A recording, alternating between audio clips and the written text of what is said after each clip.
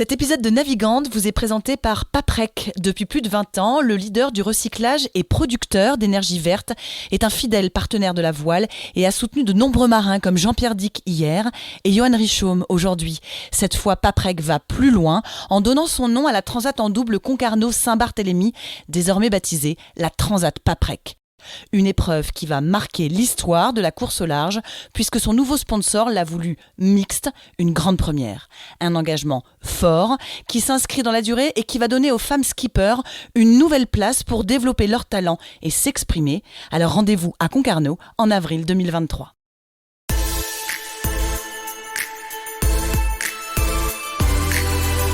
Bonjour à tous, bienvenue dans Navigante, le podcast dédié aux femmes de la course au large et de la régate, celles sous les feux des projecteurs, celles de l'ombre aussi, à ces femmes compétitrices, déterminées, qui mènent parfois 1000 vies en une.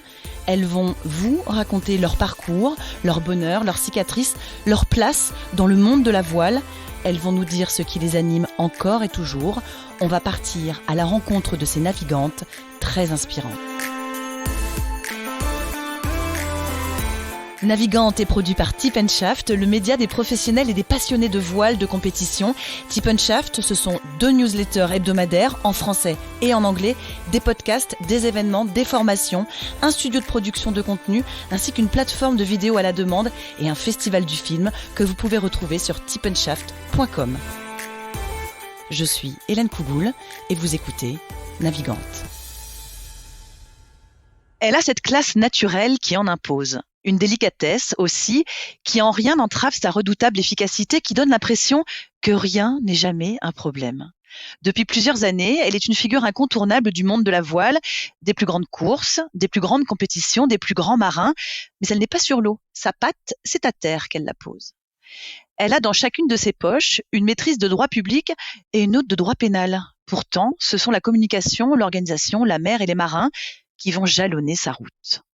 La grande période des Ormas, les plus grandes transats, les tours du monde et de l'Europe, elle sait.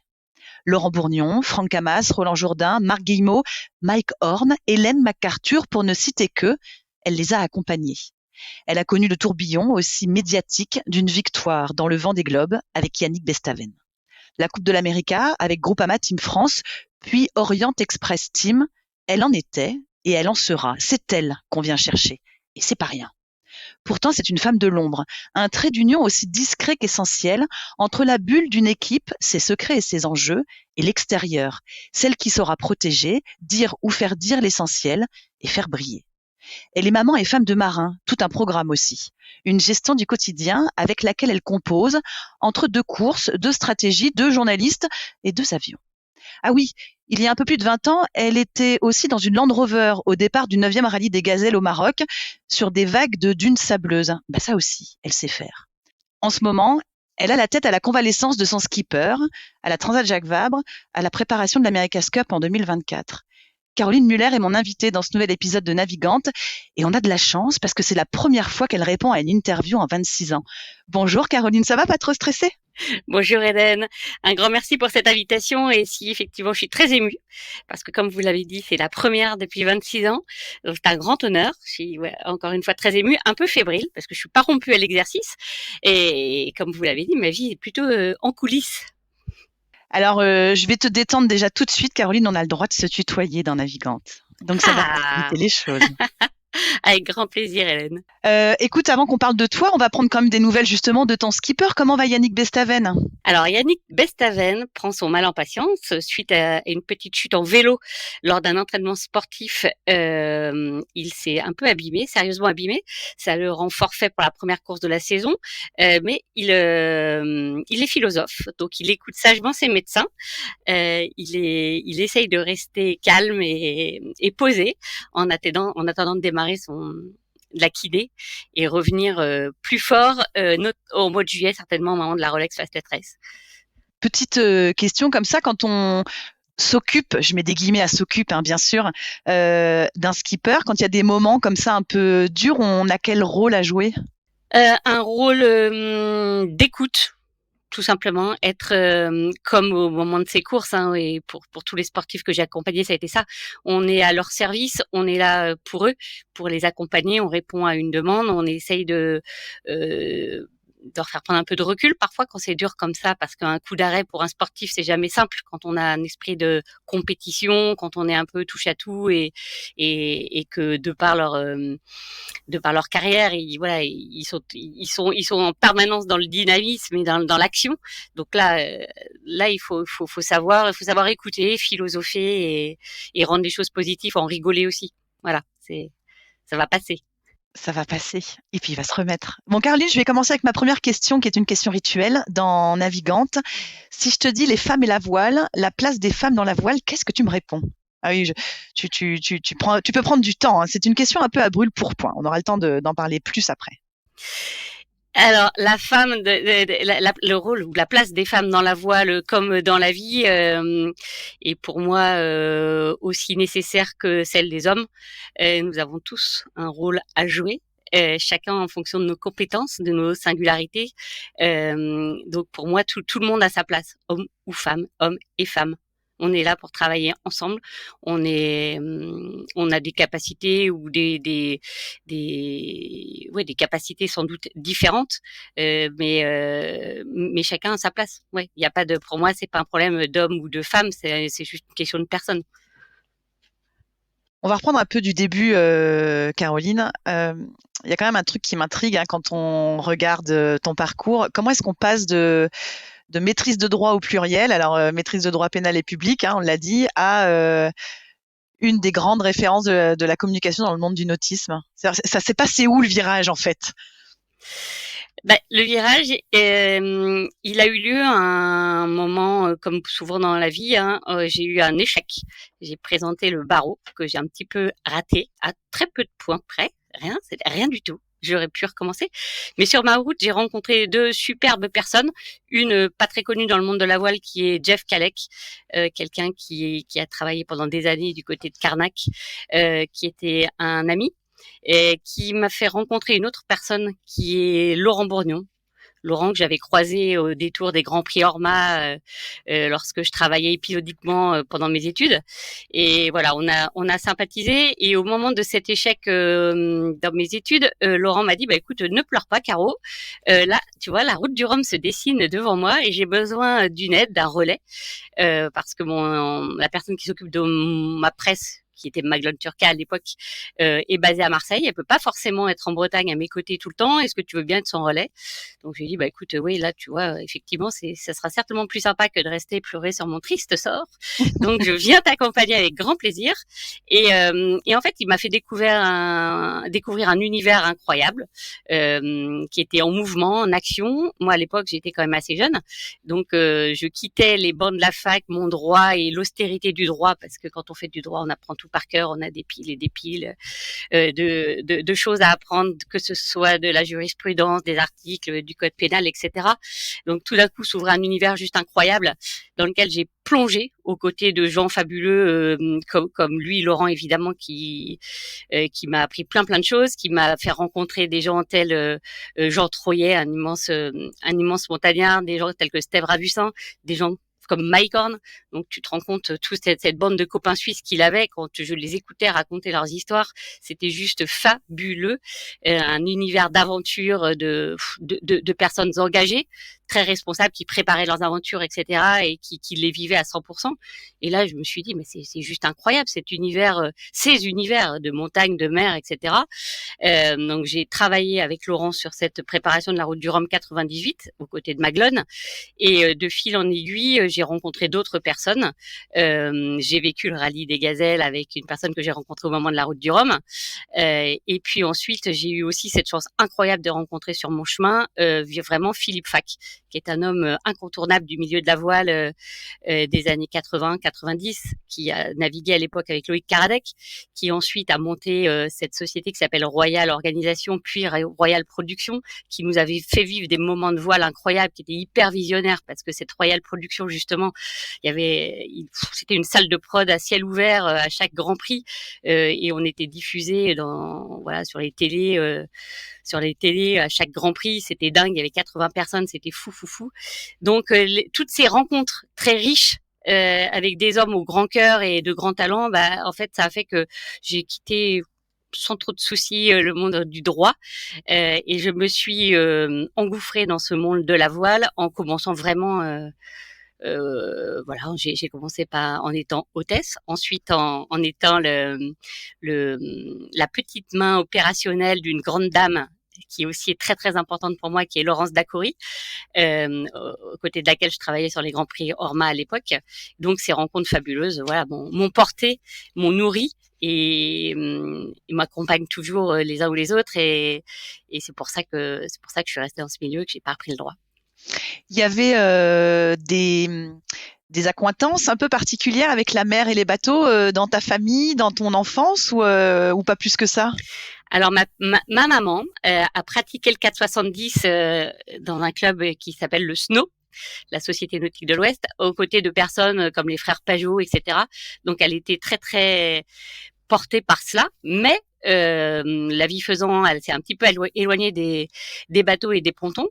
Donc j'avais pas plus de c'était pas forcément un sport, il y avait pas de prédisposition du tout, non. En revanche, j'ai toujours habité près de la mer, donc pas à Vannes, pas très loin de la Trinité-sur-Mer. Donc régulièrement, on allait voir ce qui se passait du côté de la Trinité, qui était vraiment le port d'attache de très très grands marins, de bateaux fabuleux, tels le Royal de Philippe et Loïc Karadec, VSD, des bateaux incroyables pour l'époque. Et forcément, je dessinais beaucoup le bateau VSD qui était tout blanc avec un petit arc-en-ciel, je m'en rappelle très bien, et sans doute que j'avais une petite sensibilité. Quand tu parles de ta première expérience avec cette rencontre décisive finalement avec Laurent Bourgnon et cette route du Rhum, tu as appris comment les choses? Tu as commencé par quoi? On prend par quel bout en fait quand ça arrive, ça, alors que effectivement on sort de plusieurs années de droit, ce qui n'a quand même pas grand-chose à voir. Pas grand-chose à voir effectivement dans le fond, mais dans la forme, la méthodologie.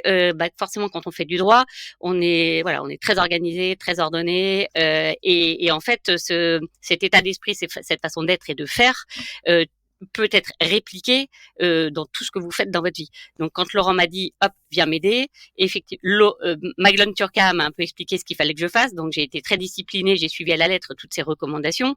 À la suite de ça, et Laurent m'a dit allez hop, prépare aussi un petit peu tout ce qui est avitaillement, etc. C'était pas très compliqué non plus, et il était hyper bienveillant et hyper partageur, et il y avait beaucoup de bienveillance et beaucoup de volonté de transmettre. Donc il m'a guidée, et facilement j'ai su faire ce qu'il me demandait, ce qui était très très simple, et avec de l'écoute, de la méthode, de la bonne volonté, du dynamisme. En fait, on s'adapte très très bien, surtout dans ce milieu, et cette équipe à l'époque qui était celle de Laurent. Autour de lui, il y avait toute une équipe technique juste dingue et fabuleuse, qui était aussi très accueillante, et qui m'a super bien porté. Des partenaires que Laurent avait à l'époque avec Primagaz, Jean Gauvin du groupe Accor à l'époque aussi, qui étaient déjà là. C'était des gens juste dingues. En fait, j'étais accueillie comme si c'était une famille, en fait, qui m'avait toujours eu à ses côtés. Donc en fait, quand vous êtes entouré de gens comme ça déroule. Il n'y a pas de... Une jeune fille, une jeune femme qui déboule, ça n'a pas fait sourciller quiconque. Personne. Franchement, c'était assez naturel en fait. Il y avait pas de problème. À partir du moment où vous êtes volontaire, dynamique, et que vous faites les choses par plaisir, avec le sourire, je pense que les gens vous accueillent tel que vous êtes, et facilement. Quel souvenir tu gardes de Laurent Bourgnon? Pouh, mon Dieu, c'est une personne à laquelle je pense très régulièrement, surtout dans des moments un peu de doute ou d'interrogation. C'est quelqu'un qui m'a tellement donné, qui m'a tellement conseillé. C'est un sourire. Ça, Laurent, c'est un sourire, c'est une joie de vivre. C'est un homme libre qui a accompli beaucoup de choses avec son cœur, avec une grande rigueur. Et ça ce sont deux côtés que je trouve super, parce que c'est à la fois la légèreté de faire ce qu'on veut librement, mais avec méthodologie et toujours beaucoup de sérieux, sans se prendre au sérieux. En fait, c'est ça le truc, c'est que on fait les choses le plus professionnellement possible. En plus, Laurent était quelqu'un qui réfléchissait beaucoup, qui faisait beaucoup de choses par lui-même, donc il innovait aussi beaucoup dans sa. Parce que on n'était pas sur des écuries comme aujourd'hui. Hein. C'était plus entre guillemets artisanal. Il y avait beaucoup de réflexion, beaucoup de professionnalisme, d'inventivité, de créativité, et à la fois beaucoup de liberté de partage avec une bande d'amis solide, toujours prêts à rigoler. Mais quand il fallait prendre des barres de course, voilà, on y était et puis on y allait avec sérieux, quoi. En voulant gagner, évidemment. Bah, évidemment. C'était cette expérience de 98, c'était juste incroyable puisque en plus Laurent gagne sa 2e route du Rhum, donc c'était juste fantastique. Le chemin, il s'échelonne comment pour toi? Puisque là, tu dis, on m'a même demandé à un moment de faire de l'avitaillement, donc on est quand même loin du domaine de la communication là. Comment est-ce que ça commence à se tisser pour toi? À quel moment tu te dis, ça va être ça, c'est ça que j'ai envie de faire? Alors, je ne me suis rien dit du tout, Hélène. Je me suis laissée guider par le hasard de fabuleuses rencontres. Donc, après Laurent, ça a été cette opportunité incroyable que Philippe Fac m'a offert en m'offrant mon premier job et mon premier CDI. J'étais toute jeune et il m'a embarqué à ses côtés, aux côtés de sa sœur Dominique Fac, dans cette organisation Royal Organisation sur les Grands Prix Orma. Et on était toujours pareil, une petite équipe. Donc, quand on n'était pas en course, on faisait tout un travail de préparation des Grands Prix, qui comprenait, je sais pas, j'ai géré le gonflage de bouées sur les Grands Prix Orma, plein de choses. Et sur le terrain, en revanche, j'étais l'assistante opérationnelle de Laurence Dacoury, qui est une grande dame de la communication dans le sport, pas que dans la voile, hein, dans le sport. Elle a une agence sur Paris qui s'appelle l'agence Blanco-Negro. Elle-même est une ancienne sportive athlète et elle a toujours œuvré auprès de grands sportifs, que ce soit dans le judo, dans l'athlétisme et dans notamment de Teddy Riner, évidemment, Laurence. Entre autres. Et Laurence, avec beaucoup de bienveillance, et un monsieur qui s'appelle Vincent Auru aussi à l'époque, qui rédigeait les communiqués pour Philippe Fac et pour l'organisation, pour l'Orma. Ils m'ont tous les deux vraiment beaucoup accompagné. Ils m'ont donné beaucoup. Ils m'ont donné tous les tips. Ils m'ont accueilli. Ils m'ont tout appris sur le terrain, en fait. Et le contact de ces gens qui étaient encore une fois bienveillants, je me suis dit, en fait, je les suis, quoi. Je les copie et je me laisse entraîner dans leur sillage parce que c'était avant tout, en fait, une volonté de travailler ensemble et avec ces personnes-là. Et en fait, petit à petit, effectivement, je me suis plus orientée vers les relations presse, tout d'abord, mais parce que portée par ces personnes, en fait, qui m'ont inspirée, qui m'ont donné envie de les suivre et qui m'ont tout appris. À l'époque, il y avait beaucoup de femmes sur les pontons et dans les organisations? Alors, de mémoire, il y avait, on était peu, beaucoup moins nombreux et nombreuses qu'aujourd'hui. Il y avait déjà pas mal de femmes dans la communication. Donc là, je pense aux copines qui sont toujours là aujourd'hui, comme les Caro Conchetti, Léane Millet. Il y avait Guénola Gallois à l'époque. Il y avait aussi Estelle Gravelot, qui est toujours là dans le Figaro. Il y avait qui on était pas mal de femmes, en fait, en communicantes, relations presse. En marin, il y avait exclusivement non, j'en oublie certaines parce que moi j'évoluais plus au milieu des multicoques et des ormas, donc là il y avait pas mal d'hommes, mais Karine Fauconnier est arrivée, voilà, sur Sergio Tacchini, mais déjà dans le milieu de l'IMOCA et de la voile légère, il y avait des femmes évidemment marins, mais dans la com, c'est vrai qu'il y avait pas mal de femmes et très peu d'hommes. Ce qui est quand même un peu toujours le cas aujourd'hui, même si on va parler de l'évolution. Comment est-ce que tu expliques justement que c'est un métier, et notamment dans la voile, hein, puisque c'est le domaine qui nous parle, justement, on retrouve plus souvent des femmes? Dans la com, tu veux dire? Oui. Écoute, je ne me l'explique pas forcément parce que Est-ce que c'est le seul endroit où on a bien voulu leur faire une place au départ? Alors nous on vit quand même dans un sport la voile où il y a beaucoup de communication, de communicants. Il y a un communicant par marin en gros. Enfin à l'époque, maintenant il y en a beaucoup plus. Dans d'autres sports comme l'athlétisme par exemple, ça fonctionne pas forcément comme ça. T'as des agents dans certains sports, mais t'as pas d'attaché de presse attaché à chaque skipper ou athlète et qui les suit partout. Ça fonctionne pas forcément comme ça. Donc peut-être que comme on avait un vrai besoin ou beaucoup de besoins par rapport à nos marins, on était plus de femmes sur le terrain. Peut-être est-ce ça. Je sais pas pourquoi il y a plus de femmes dans la voile qui s'occupent de la com, en fait. Tu me poses une colle, j'y ai jamais pensé. Ça veut dire quoi exactement, Caroline, la com? On dit la com, mais la com dans la voile, ça englobe quoi? J'ai l'impression en fait que non pas que ce soit tentaculaire, mais que ça veut dire faire beaucoup de choses. Ça englobe quoi comme métier, si je puis dire? Alors, la com dans la voile, en fonction des époques depuis 26 ans que je traverse, tout ça a un petit peu évolué, je dois te dire. C'est que quand j'ai démarré, effectivement, enfin, moi personnellement, je ne faisais qu'un travail de relation presse stricto sensu. Donc, un travail de relation presse stricto sensu, c'est que je ne suis pas athlète, bien évidemment, je ne suis pas journaliste du tout. En revanche, je suis le lien qui permet aux uns et aux autres de se rencontrer, d'échanger, afin qu'en fait la belle histoire de l'athlète et du marin soit retranscrite dans les médias. Voilà. Donc moi je suis une facilitatrice qui met à la disposition des médias des outils pour qu'ils racontent la belle histoire. Ça c'était ce métier de relation presse de base, c'est toujours ça. Il n'y avait pas à l'époque la numérisation des moyens de communication, il n'y avait pas il y avait pas de web, il n'y avait pas de réseaux sociaux ou très peu de web. Et aujourd'hui, ces nouveaux supports sont arrivés, et donc avec eux d'autres métiers. Le métier de community manager, la production de contenu, etc., etc. Donc c'est vrai qu'aujourd'hui, les grosses équipes se sont organisées et ont des personnes pour tous ces métiers. Les plus petites équipes ont peut-être une personne qui essaye de faire tout comme il faut. Donc c'est vrai que la com a de multiples visages. Il y a différents métiers et je pense et justement ce sont bien des métiers. Donc ce sont devenus des métiers à part entière avec leur spécificité, leur technicité et c'est vrai que ça demande aujourd'hui des équipes plus staffées. Voilà. Mais à l'origine, moi, mon travail, c'était juste celui de relations presse. Le trait d'union, comme on disait. C'est ça. C'est Comme... exactement ça. C'est un trait d'union. C'est le relais du marin vis-à-vis de la terre quand le marin est sur l'eau.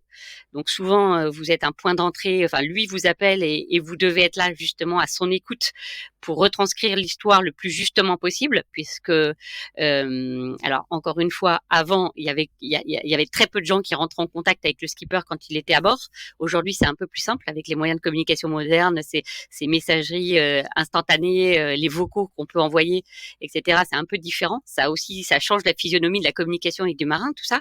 Mais quand j'ai démarré, on était vraiment en one-to-one, le marin et moi, et ensuite, hop, j'étais ce point d'entrée pour les journalistes qui voulaient raconter l'histoire des marins. Aujourd'hui, un journaliste qui aurait un numéro de portable d'un skipper, voilà, pourrait communiquer avec lui comme ça. On est loin de Senlis Radio, Hélène. Et des fax qu'on envoyait, parce qu'à l'époque de la route du Rhum 98, on envoyait des fax au bateau. Je pense que les plus jeunes qui nous écoutent ne savent même pas de quoi on parle. Hein. Ah pardon, et je m'égare. Caroline, comment on gagne la confiance d'un skipper pour lequel on travaille? Comment on se choisit et comment on gagne cette confiance mutuelle?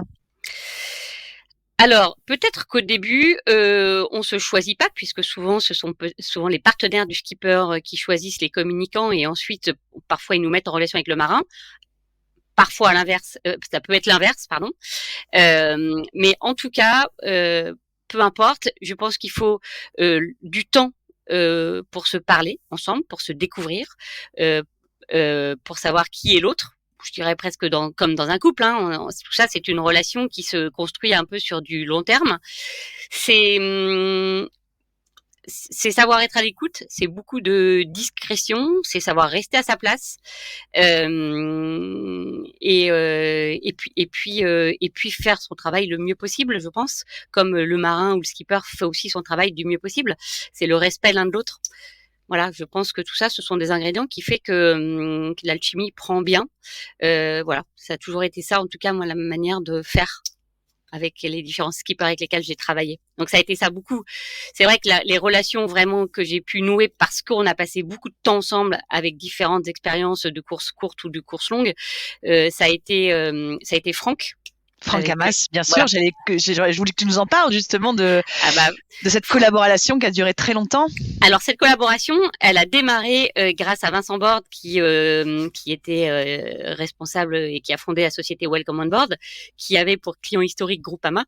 Et moi j'ai travaillé après Philippe Fac, je suis partie chez Vincent Borde et j'ai eu la chance donc de travailler pour Franck aux côtés de Vincent et avec Franck, et bien de fil en aiguille, pareil, c'est nouer cette relation au travers des compétitions, des échecs, des réussites. Et ça s'est fait au fil de l'eau pendant 10 ans. Et c'est vrai qu'au bout de 10 ans, presque je suis capable de parler à sa place parce que ou de me dire bon bah là ok c'est pas le moment d'aller lui parler, il va mal te recevoir, ou au contraire bah là super on partage un super moment parce que voilà il y a eu de la réussite, ou parce qu'on est dans un bon mood et on sait qu'on est dans un bon mood quoi. C'est je sais pas comment t'expliquer ça, c'est à force de se côtoyer et de partager des choses ensemble, mais toujours dans le respect quoi. Voilà, c'est ça. Qu'est-ce que tu retiens de ces 10 années, notamment avec ce marin et ce personnage qui est Franck Hamas?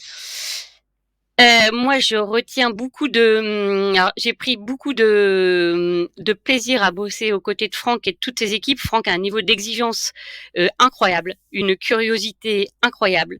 C'est une bête de boulot incroyable. Donc forcément, quand vous côtoyez un personnage comme ça, il élève le niveau de jeu de tout le monde, et vous ne pouvez que progresser à ses côtés et d'essayer d'être à son niveau, quoi, en fait.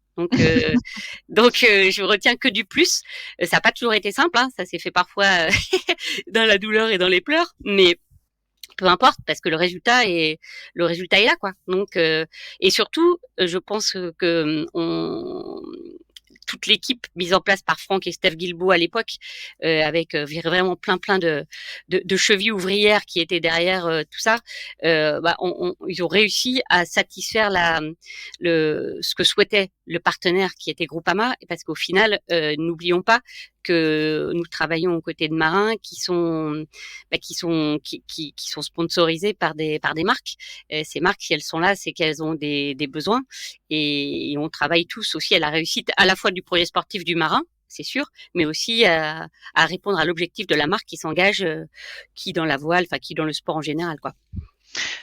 J'ai l'impression que une des clés aussi quand on occupe le poste que tu as, c'est d'être capable de s'adapter, parce qu'ils sont quand même pas tous pareils, les marins, quand même, tous autant qu'ils sont. Ah non, je te confirme.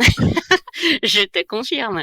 Ouais, l'adaptation est une clé. Ça, c'est très clair. Adaptation, disponibilité, ce sont des mots très très importants. Mais je pense que dans tous les domaines de la vie, quand vous voulez que les choses se passent bien avec votre entourage d'une manière générale, je pense qu'il faut être en capacité de s'adapter à l'autre, alors tout en ne s'effaçant pas, on est d'accord, hein, parce que il faut que s'ils sont venus vous chercher, c'est aussi parce que vous avez des choses à leur apporter. Mais il faut savoir il faut savoir quand vous pouvez imposer des choses, et quand au contraire vous devez vous adapter effectivement à leurs demandes, à leurs besoins, etc. C'est tout un travail. Ouais, c'est un travail quotidien, c'est un travail de connaissance des uns et des autres. En fait, ça se passe, tout ça se passe ensemble.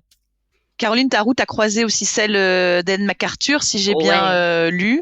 Ouais. Avant qu'on en parle un peu plus avant, est-ce que c'est pareil d'accompagner un skipper homme ou une skippeuse? Alors, tout ça, c'est une question de personne. Les sensibilités ne sont pas les mêmes. Donc, quand vous vivez un tour du monde, comme le trophée Jules Verne avec Franck et l'équipage de Franck, et un tour du monde avec Yannick Bestaven sur son IMOCA, ou un tour du monde en solitaire avec Hélène sur Beyond Q Castorama à l'époque, c'est les difficultés pour chacun sont les leurs et sont singulières. Chaque tour du monde est particulier et chacun les vit avec sa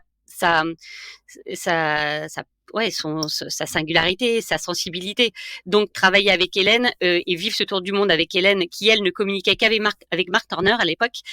Nous, on avait le droit que d'écouter les conférences du matin avec le bateau. On n'intervenait surtout pas. Il y avait beaucoup d'émotions, beaucoup plus d'émotions. J'ai jamais vécu une émotion pareille avec Franck ou Yannick. C'était pas la même façon. Il y avait pas la même façon de s'exprimer depuis le bord. Voilà. Donc ça, c'était une chose différente. Mais tous, Hélène comme Franck ou Yannick, si on parle de Tour du Monde, avaient cette volonté de réussir coûte que coûte et de s'investir et de s'engager. Ça, c'est quelque chose que vous aviez chez tous les marins et j'imagine tous les compétiteurs qui s'engagent qui s'engagent sur un événement. Je pense ils ont tous ça chevillé au corps. Après, c'est la manière de chacun de restituer et de les vivre de l'intérieur. Il y a que ça qui change pour moi. Le reste est identique. T'as un souvenir de ces fameuses conférences du matin, justement, d'échanges entre Mark Turner et Hélène MacArthur pendant son tour du monde en solo?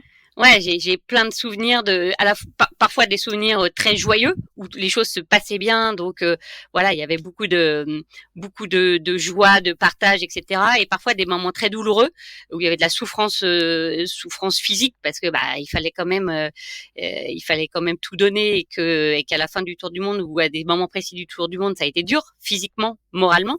Donc il y avait des petites baisses de morale, des chutes de morale, et j'ai des souvenirs de dialogue entre Marc et Hélène avec parfois des monologues de la part d'Hélène, parfois des monologues du côté de Marc, des grands silences. Et c'était hyper impressionnant ces moments de silence en fait, parce que tout le monde retenait son souffle presque, et c'était hyper impressionnant, très impressionnant. Mais quel bonheur à l'arrivée, mon Dieu, quel bonheur, c'était incroyable, incroyable. J'allais justement te demander, c'est arrivé.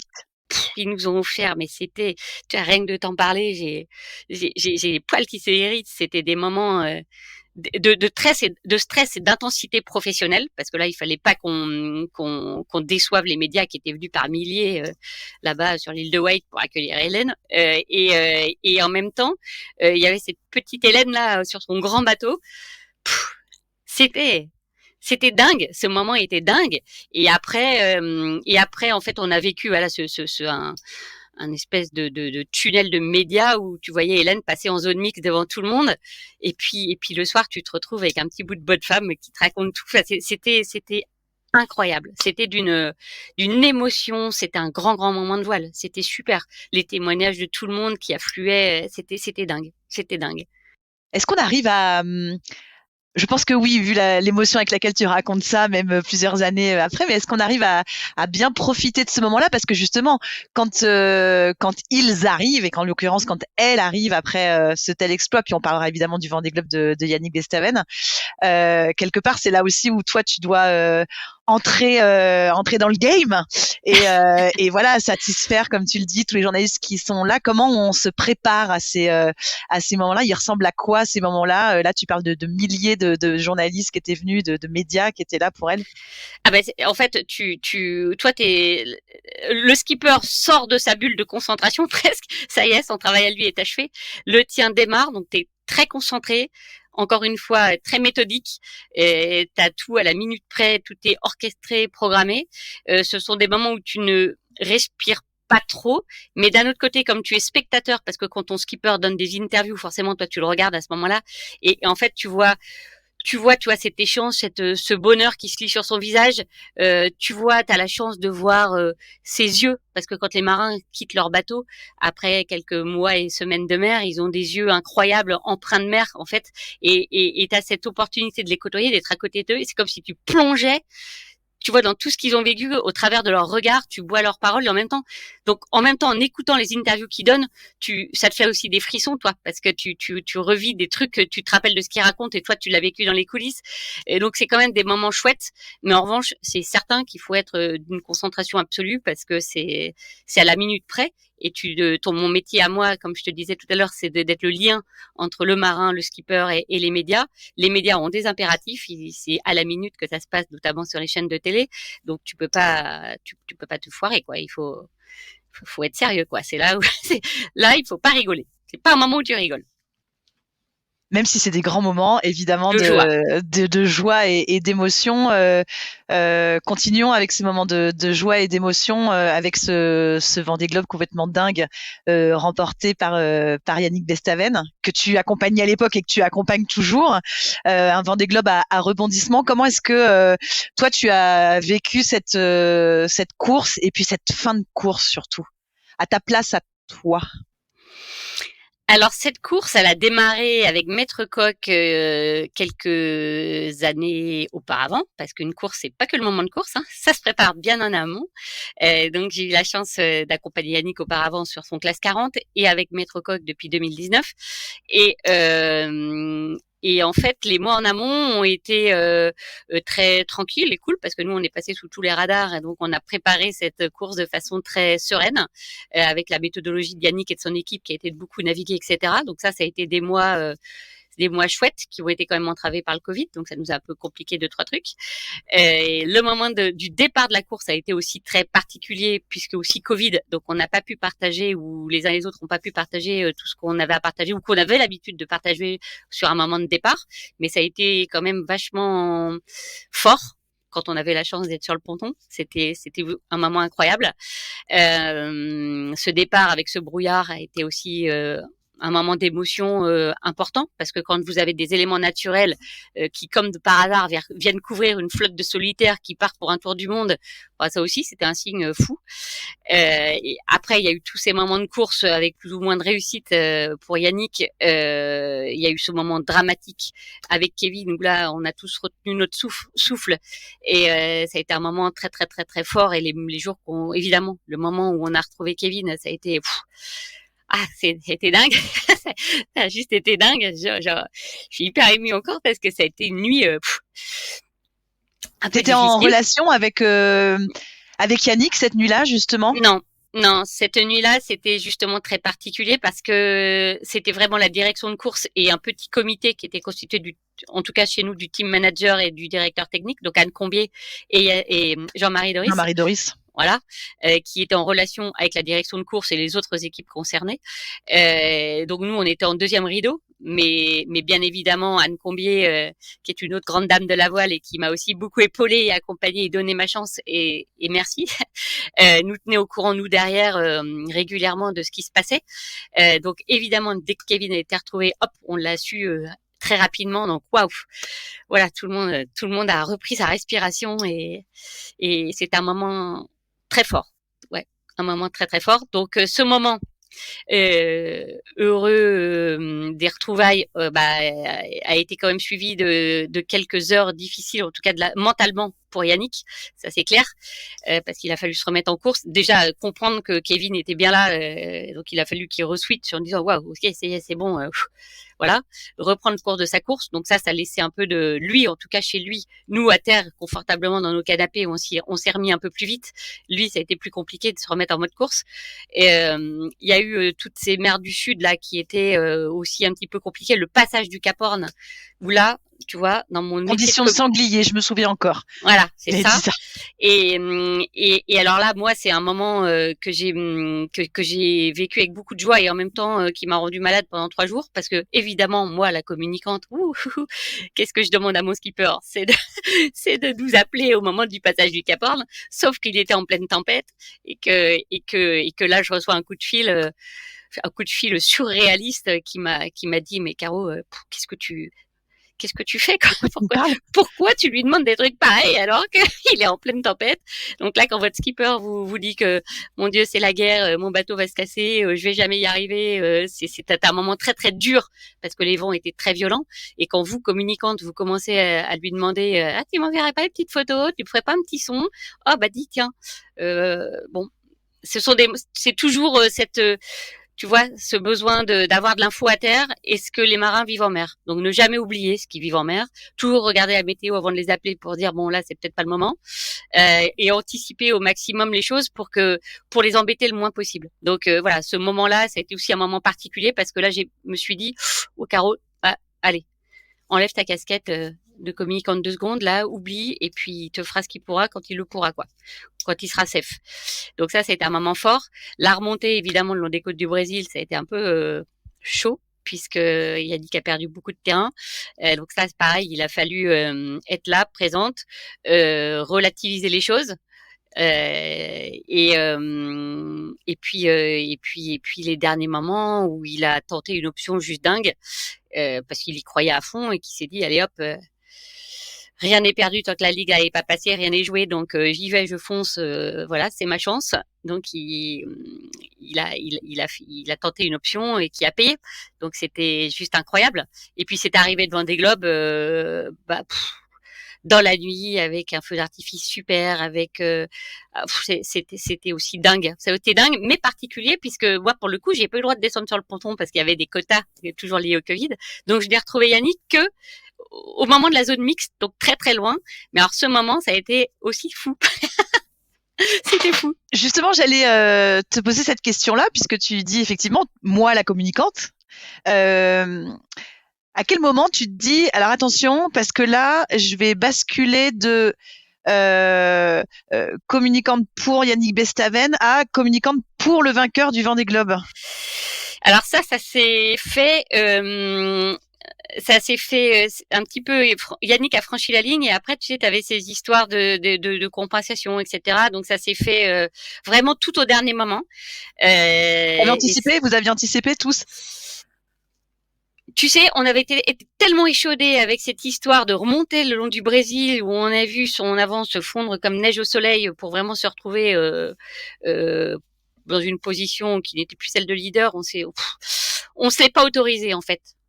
Tu vois, dans notre tête, on se l'est pas autorisé, que ce soit l'équipe de Maître Coq ou nous, le team voile. Voilà, un petit peu de superstition, certainement aussi. Donc, c'est quand même les marins sont un peu superstitieux de manière générale. Donc, on se l'est un petit peu interdit. Et en fait, on s'est organisé assez tardivement. Mais comme chaque personne du team, que ce soit Anne Combier, la team manager, Jean-Marie Doris, notre partenaire qui a quand même vécu tous les Vendée Globe depuis 92 ou presque, tout le monde était quand même, tout le monde avait l'expérience.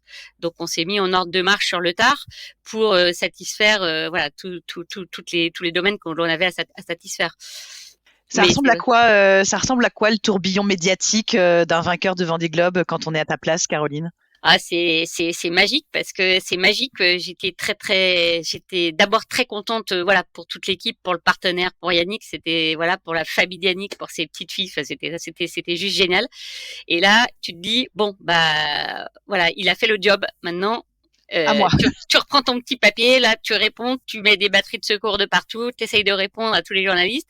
Et là, tu as un agenda, bah voilà, au cordeau, minute par minute. Et t'as un Yannick qui, et c'est ça que je trouve fabuleux chez ces marins, d'une manière générale, c'est qu'ils arrivent, mais vidés de je sais combien de jours de mer, qu'ils ont, et ça fait partie de leur travail, tu me diras, mais néanmoins, ils trouvent et ils puisent en eux cette force incroyable de répondre comme ça dans le tourbillon d'une arrivée à... Je sais même plus combien d'interviews on a donné, mais ça a été incroyable. Il est arrivé à 4h30 du matin à peu près, et on a terminé le soir, il était 22h, et on a enchaîné avec des rendez-vous à Paris, bien sûr, dans les rédactions, qui vont inviter Yannick a posteriori. Donc on a enchaîné sur 2-3 jours de rendez-vous à Paris. Il a fait une petite pause chez lui pour voir sa famille et on est reparti à Paris 8 jours après.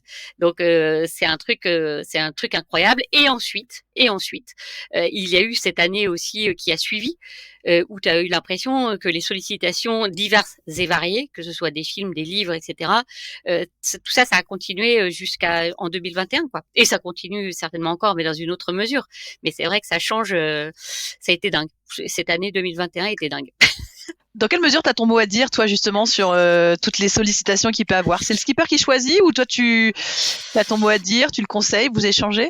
Alors, moi, je lui propose, parce que ça passe, en général, les médias passent quand même par moi. Il y a des émissions dont on discute, parce que il y a les médias news, il y a le news qu'on traite évidemment, parce que quand vous êtes victorieux, vous devez répondre aux news, ça me paraît évident. Après, il y a les émissions qui sont peut-être plus posées en plateau, où là, éventuellement, je lui pose la question, il me dit oui, il me dit non. Voilà, en fonction de. Mais il m'a pas souvent dit non, voire jamais.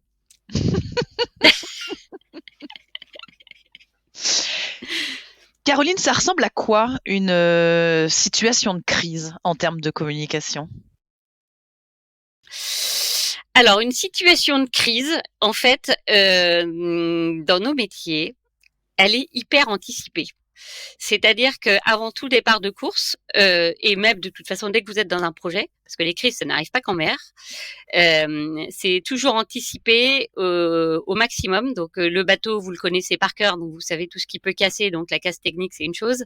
Vous anticipez bien évidemment les situations humaines au maximum, donc de la petite blessure à la blessure moyenne, à la blessure grave, à la disparition du marin, parce qu'il faut pas oublier ça, c'est qu'on est quand même dans des éléments où voilà, il peut se passer ce genre de choses. Et donc on essaye au maximum d'anticiper et d'être prêt parce que ce moment-là, vous devez avoir la tête froide. Il n'y a pas place à l'émotion. Là, on est dans une action très objective. Tout est bien séquencé. Les questions qui doivent être posées au skipper quand il vous appelle à ce moment-là sont anticipées, écrites, et il y a une espèce de process qui est en place. Il y a des référents communication de crise dans notre team. Donc, si Yannick a un problème, et pas si on parle de Yannick ou de Franck ou de qui vous voulez, il y a un référent qui doit appeler en plus de la direction de course ou en plus du cross si vraiment c'est la cata. Donc tout le monde sait ça et cette procédure de crise est travaillée avec le skipper en amont. Voilà. Donc un moment de crise, c'est pour le coup, là il n'y a pas d'émotion. Si vous avez de l'émotion à ce moment-là précis de la gestion de la crise, c'est que ça va pas. Là vous n'êtes plus pro quoi.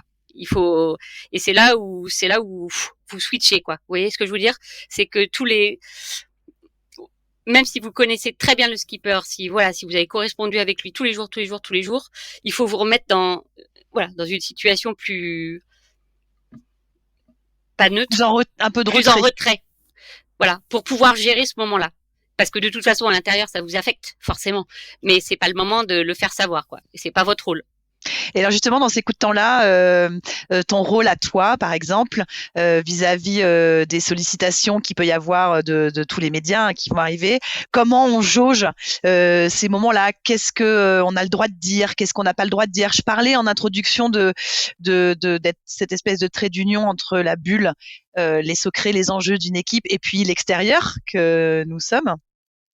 Évidemment, toi, tu sais tout, et donc comment on jauge ce qu'on dit, ce qu'on dit pas, comment on protège, comment on demande aux journalistes d'attendre. Ça dépend de la crise. Ça dépend de la crise. Si c'est une crise très très grave, et bien évidemment le skipper n'est pas du tout mis en avant dans les médias, enfin en tout cas n'est pas sollicité et ne peut pas être sollicité. Donc ça sera ou le team manager ou le partenaire en fonction de qui aura été défini comme porte-parole à ce moment-là. Et ça, on s'en tient stricto sensu à ça. Et on donne des rendez-vous en revanche aux médias. C'est-à-dire que dans une situation de crise, vous énoncez le problème factuellement et ensuite vous donnez rendez-vous aux médias en disant dans un quart d'heure, dans 10 minutes, dans 1 heure, dans 2 heures, on se refait un petit point par visio ou à l'époque un petit point presse, etc. Physique, ça dépend où vous êtes et comment les choses se passent, mais maintenant avec la visio c'est très facile comme ça. Et vous donnez des informations régulièrement parce que vous pouvez pas laisser les gens dans l'ignorance. Il faut un minimum d'honnêteté vis-à-vis de vos interlocuteurs. Voilà, donc il y a des choses, on distille l'info au fil de l'eau au moment où on peut la dire. Ça c'est important. Voilà. Après, s'il s'agit de secrets technologie stratégique ça c'est autre chose. C'est autre chose. Mais sur une crise grave qui implique du physique ou une casse de bateau, un dématage, un chavirage, c'est des points réguliers que vous donnez. Vous laissez pas les gens dans l'expectative sans nouvelles comme ça pendant des heures. Vous rythmez la communication. Mais c'est pas toujours le skipper qui prend la parole. Et puis Caroline, dans 1 an et demi maintenant, fin août, septembre 2024, il va y avoir un grand et bel événement qui sera la Coupe de l'Amérique à Barcelone. Et la belle nouvelle, c'est qu'il y aura un défi français, un challenger français avec Orient Express Racing Team. Et tu vas faire partie de l'aventure. Ça représente quoi, la Coupe de l'Amérique? Hélène, c'est vraiment une super nouvelle. Il y a beaucoup de gens qui ont œuvré pour que ce défi existe, comme Stéphane Candler et Bruno Dubois particulièrement. Je suis vraiment ravie de leur confiance et qui m'ait appelé pour vivre à nouveau cette expérience de l'America's Cup que j'avais vécue en 2017 avec le défi monté à l'époque notamment par Franck et d'autres personnes. Je suis évidemment très fière parce que la Coupe d'América, c'est quand même un défi entre yacht club qui nous permet de représenter notre nation au plus haut niveau de compétition avec des confrontations avec des équipages vraiment ultra performants sur des bateaux modernes et de grande excellence. Donc c'est une grande fierté de faire partie de cette équipe aujourd'hui et il va falloir moi en tout cas à mon poste aussi être au niveau de l'ensemble de l'équipe de ces marins qui vont performer sur ces bateaux. Donc je vais m'y employer et autour de moi il y a une super équipe avec laquelle on a déjà commencé à travailler. Donc on fera au mieux pour faire parler de cette Coupe de l'América en France. Justement, tu parles de ton travail. Juste une petite précision. Quand on a ton poste à toi, c'est différent comment la Coupe de l'América? Et d'ailleurs, est-ce que c'est différent? Alors, c'est différent. Moi qui viens beaucoup du monde de la course au large, en France, oui, c'est différent puisqu'il y a cette dimension internationale que l'on peut voir sur certaines courses IMOCA peut-être, mais là vraiment ça dépasse les bornes de. Enfin, c'est incroyable puisque face à nous on a quand même des équipes qui viennent du monde entier, avec des communicants qui viennent du monde entier, des journalistes qui viennent du monde entier. Donc cette dimension est vraiment différente de ce que moi je vivais dans le monde de la course au large très française, dans laquelle il y a plein de talents, mais c'est vrai qu'on vit beaucoup entre nous peut-être un peu trop. Donc la Coupe de l'América permet une ouverture à l'international qui est extraordinaire, un mélange de culture, un mélange et puis ça nous permet quand même à nous Français d'exporter ce savoir-faire qui est le nôtre dans le monde entier. Donc c'est juste incroyable. Qu'est-ce que ça dit qu'il y ait enfin une Women America's Cup? Alors c'est génial. C'est génial et c'est vrai que tu peux me dire voilà c'est le protocole qui l'impose donc il faut le faire. Peut-être que certaines équipes le prennent comme ça. Moi je trouve ça fabuleux et en tout cas Orient Express Racing Team avec l'association Team France et la Fédération française de voile. Ils ont organisé des sélections incroyables avec différents ateliers. Ils prennent, enfin c'est pas des équipes ABC. Voilà, on a 3 équipes avec des talents. On travaille vraiment à une vraie sélection pour avoir des équipes performantes et avoir formé une génération pour la voile de demain. C'est ça qui est super et le fait qu'il y ait une compétition complètement dédiée aux femmes nous impose aujourd'hui de former des femmes et donner à ces femmes l'accessibilité aux bateaux volants. Mais je trouve ça juste incroyable parce que c'est pas donné à tout le monde et ça va permettre plus tard peut-être à davantage de mixité dans notre milieu de la voile. Je pense, ça va permettre ça et je trouve ça super. Qu'est-ce qui, quand toi tu as pu les voir dans ces sélections, alors je parle surtout des jeunes femmes puisque c'est quand même l'objet de notre podcast. Qu'est-ce qui t'a marqué, peut-être bluffé même chez ces jeunes femmes? Alors, ce qui m'a bluffé chez ces jeunes femmes, c'est vraiment leur détermination. Elles savent toutes où elles veulent aller. Elles ont des projets en fait des projets de sportif. Alors là c'était celui d'être sur la Women America's Cup et de concourir pour ça. Ça a été c'est peut-être aussi de faire les jeux. C'est de briller et de vivre leur passion pour la voile à 100% au plus haut niveau en s'investissant corps et âme. Et ça c'est cette détermination chez ces femmes qui sont souvent quand même très jeunes, cette maturité qu'elles ont, c'est fou et en plus elles sont compétentes dans tous les domaines. Ce sont des têtes bien faites, elles ont souvent des parcours scolaires et étudiants quand même costauds, beaucoup d'ingénieurs, une avocate, etc. C'est juste incroyable de les voir briller à terre, de les voir briller en mer parce qu'elles ont aussi un solide palmarès sportif pour la plupart. Elles maîtrisent parfaitement bien les langues, l'anglais en l'occurrence. Ce sont des femmes parfaites, qui n'oublient pas aussi peut-être leurs envies de femmes à terre. Voilà, certaines peuvent avoir des volontés d'avoir des enfants, par exemple, voire même peuvent être enceintes, même pendant ces sélections. Donc il y a elles sont déterminées, elles savent où elles veulent aller, elles savent donner les moyens à certaines branches de leur vie à des moments donnés, et je trouve ça juste fabuleux parce que c'est hyper inspirant en fait. Ce sont des femmes inspirantes, et Dieu sait, pour certaines elles pourraient être mes filles, tu vois. Donc et malgré cette différence d'âge, on pourrait dire que les plus vieux sont peut-être inspirants pour les plus jeunes, mais là j'ai vraiment été subjuguée. Je suis repartie de là avec le sourire. Elles m'ont donné une patate d'enfer, et je me dis waouh. Voilà, cette génération qui arrive, ça te redonne ça te redonne une respiration et une envie de te défoncer pour elles, quoi, tu vois, de les accompagner le plus loin possible. Et je suis super ravie, et sont toutes, tu vois, peu importe qui est sélectionné ou pas, j'ai rencontré des candidates extraordinaires qui ont toutes un rôle à jouer, que ce soit sur le bateau ou à terre, ou peu importe dans les projets qu'elles vont avoir, on en entendra parler forcément, et je trouve ça super. J'ai été subjuguée. Un super moment de partage, d'échange avec une autre génération, quoi. Donc top. Merci beaucoup, Caroline Muller. Je pense qu'on va s'arrêter là parce que c'était vraiment parfait pour finir. En tout cas, merci Hélène de cette opportunité d'interview. Ça m'a fait très très plaisir de converser avec toi. Écoute, merci. Et puis on souhaite en tout cas aux jeunes générations d'avoir la chance aussi de, pourquoi pas, de pouvoir être accompagnées par toi, parce que si elles t'ont subjuguée, je pense que elles auront aussi de la chance d'être accompagnées par toi sur cette Coupe de l'Amérique, et on l'espère pour elles en tout cas les prochaines. Merci beaucoup, Caroline. On va te laisser. On t'a pris pas mal de temps. On sait qu'il y a beaucoup de choses sur le feu en ce moment. Alors merci beaucoup pour ton temps et à très bientôt. Merci Hélène. Merci d'avoir écouté cet épisode de Navigante, produit par Tip & Shaft. N'hésitez pas à nous dire ce que vous en avez pensé, n'hésitez pas non plus à le partager. Et si vous souhaitez suivre l'actu de la voile de compétition, abonnez-vous à la newsletter de Tip & Shaft, c'est gratuit, elle est envoyée chaque vendredi à 17h. Et pour vous inscrire, ça se passe sur tipandshaft.com. À bientôt.